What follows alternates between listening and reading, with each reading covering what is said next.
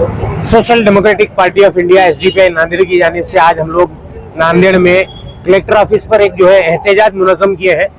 ये एहतजाज है यूपी के संभल में जो 5 नौजवानों की पुलिस की गोली से मौत हो चुकी है उसके खिलाफ। अभी हम लोग देख रहे हैं कि पिछले जो है 22 तारीख को संभल की मस्जिद का सर्वे हुआ।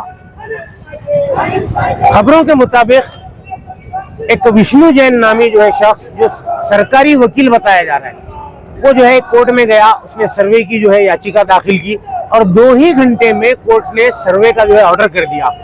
22 तारीख को शाम में सर्वे हुआ, उसके बाद 23 का दिन खाली गया, 24 तारीख को फिर एक बार सर्वे किया गया।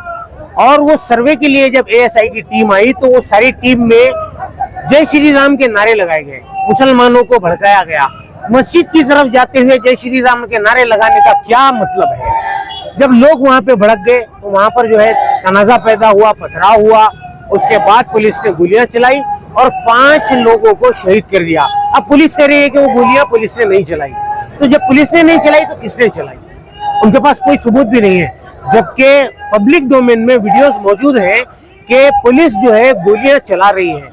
उसके अंदर और एक चीज भी आई है कि जो मस्जिद के सदर हैं जफर अली साहब, उन्होंने एक प्रेस कॉन्फ्रेंस किया। प्रेस कॉन्फ्रेंस में वो खुद कहते हैं कि मैंने खुद देखा कि पुलिस गोलियां चला रही है और देसी कट्टों से पुलिस जो है गोलियां चला रही है। ये प्रेस कॉन्फ्रेंस करने के बाद उन जफर अली साहब को भी जो है पुलिस ने गिरफ्तार कर लिया। तो सच बोलने वालों को पुलिस गिरफ्तार कर रही है। पिछले कई सालों से हम देख रहे हैं इस मुल्क में मुसलमानों के खिलाफ जो है यानी जराइम किए जा रहे हैं, खासतौर से हुकूमत की तरफ से, अदालत की तरफ से, पुलिस की तरफ से। तो ये जो चीजें हो रही हैं इनको कहीं ना कहीं जल्द से जल्द रोकने की जरूरत है। उसी रोकने के मुतालबे को लेकर आज हम कलेक्टर ऑफिस में प्रोटेस्ट कर रहे हैं। हमारा मुतालबा है कि वो जो पुलिस वालों ने 5 लोगों को गोली मारकर कत्ल किया है उनके खिलाफ कार्रवाई की जाए, उनके ऊपर कत्ल का मुकदमा दायर किया जाए।